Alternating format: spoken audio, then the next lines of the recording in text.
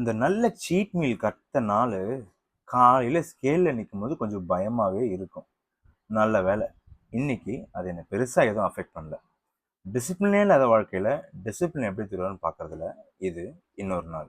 காலையில் எழுந்திரிச்சதும் என்னோட regular duties முடிச்சுட்டு என்னோட வாட்டர் இன்டேக்கை குடிச்சிட்டு ஒர்க் பண்ண ஆரம்பித்தேன். இன்னைக்கு கொஞ்சம் நிறைய ஒர்க் இருந்ததுனால.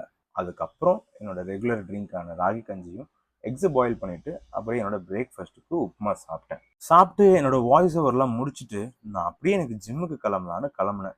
என்னோட ப்ரீ ஒர்க் அவுட் குடிச்சிட்டு கொஞ்சம் மத்தியானம் போல தான் நான் எப்பவுமே ஜிம்முக்கு போவேன். அதுதான் என்னோட ஜிம்மில் நான் பீக் ஹவர்ஸ். ப்ரீ ஒர்க் அவுட் குடிச்சிட்டு அது கிக்கின் ஆகிறதுக்குள்ளே போய் சேர்றது ஒரு பெரிய டாஸ்க் தான்.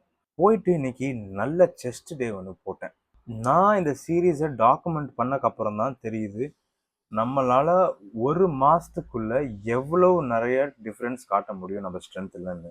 எனக்கு கண்டிப்பா ப்ரீ லிஃப்டிங் எக்ஸ்பீரியன்ஸ் இருக்குதான். பட் இந்த வாட்டி நான் பிகினர் மைண்ட் செட்ல தான் ஸ்டார்ட் பண்ணேன் இது என்னோட டிரான்ஸ்ஃபர்மேஷன் ஜேர்னியை.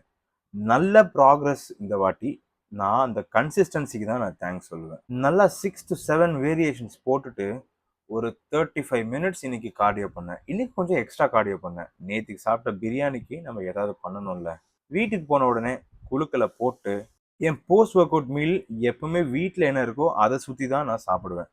இன்னைக்கு கொஞ்சம் குக்கும்பர் எக்ஸ்ட்ரா கட் பண்ணிக்கலாம்னு சொல்லி கட் பண்ணிட்டு கொஞ்சம் சிக்கன் ப்ரிப்பேர் பண்ணிட்டு அதோட முட்டை குழம்பு சாப்பிட்டேன். எங்கள் வீட்டில் இந்த முட்டை குழம்பு ரொம்ப ஸ்பெஷலுங்க.